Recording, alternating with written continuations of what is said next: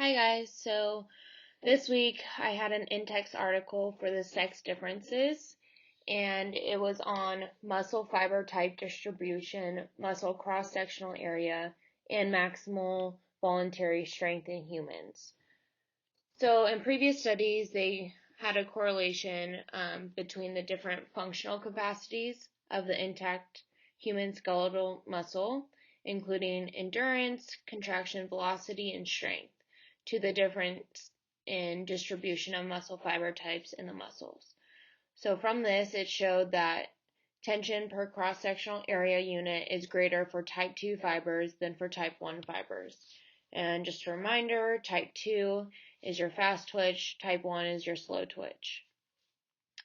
And then the max isokinetic torque was measured in knee and elbow extensions.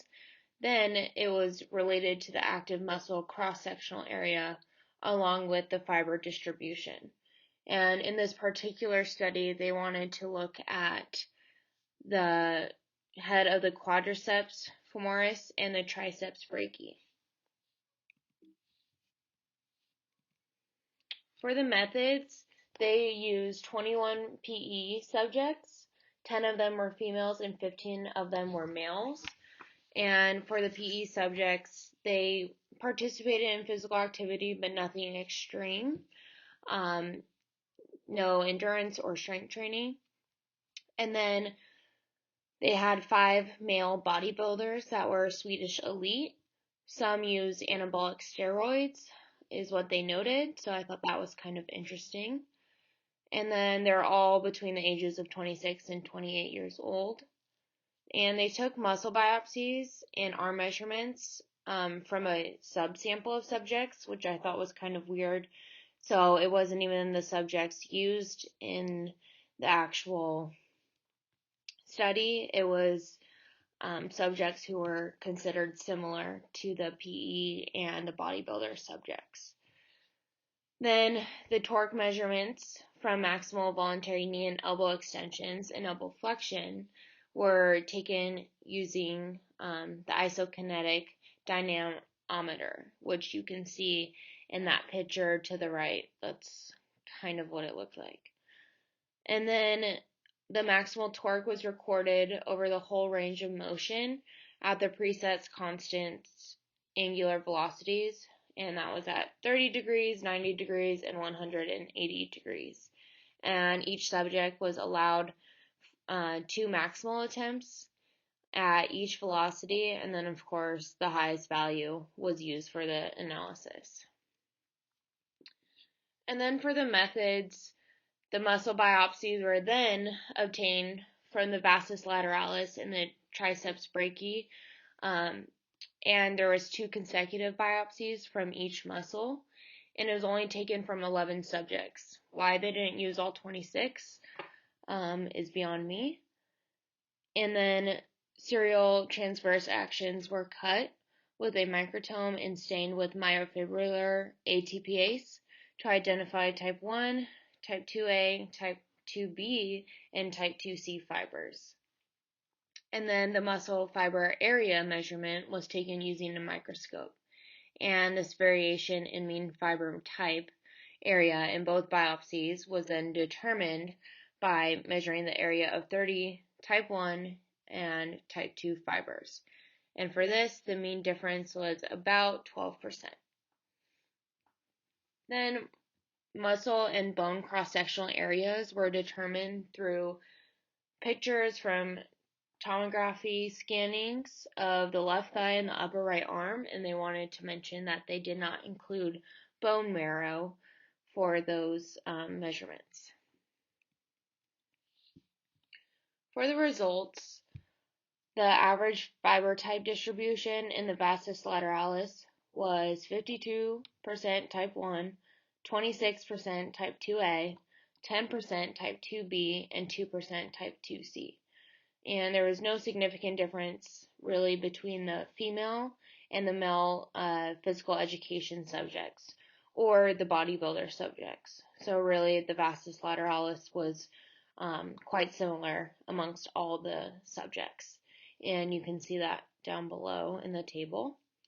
And the average fiber type distribution in the triceps was 50% type 1, 39% type 2A, 9% type 2B, and 2% type 2C. So for these, the type 2C fibers were the same in both muscles. And then there was only one significant difference in the triceps, and that was the type 2C fibers differed significantly between the PE males and females. And that you can also see in the table below. So the table just shows you the muscle fiber type distribution in the two different muscles that they biopsied. All right, so these graphs are pretty hard to read, so I'll just explain it for y'all. The fiber type 1 area and the fiber type 2A area were compared in the different muscles. So on the figure on the left, figure 3, the muscle fiber area equals the mean fiber areas in the vastus lateralis. And this one shows that the mean fiber areas was highest in the bodybuilders, then it was higher in the PE males, and then it was lowest in the PE females. The mean fiber area and fiber type 2A area differed significantly between the PE males and females, as well as the PE males and the bodybuilders. So that you can see on the left. And on the right, figure 4, shows the distribution in the triceps brachii, and the mean fiber area and type 2A area differed significantly only between the PE females and the PE males. Alright, so to finish up the results, the measured maximal torque in the knee extension and elbow extension, as well as the elbow flexion, showed no difference between any groups for any movement. The groups were able to produce equal force per area unit of cross-section. So basically, what they gathered from these results is that all the subjects were pretty similar, and that's what they got. So for the discussion, the maximal tension per unit of muscle cross-sectional area did not differ between the three groups and did not correlate significantly to the type 1 area. And the fiber type distribution in different muscles within an individual are strongly correlated. So it shows even though they took an upper body biopsy and a lower body muscle biopsy, the fiber type distribution was very similar within an individual. And type 2 fibers may produce relatively greater force at higher velocities. And the total number of fibers in the triceps showed no difference between sex. However, there were great differences in the muscle cross-sectional areas. And the results showed that there is really no significant difference in the different fiber type potential to develop tension at the contraction velocities of 30 and 180 degrees. However, there was a significant difference at 60 degrees. And that's it.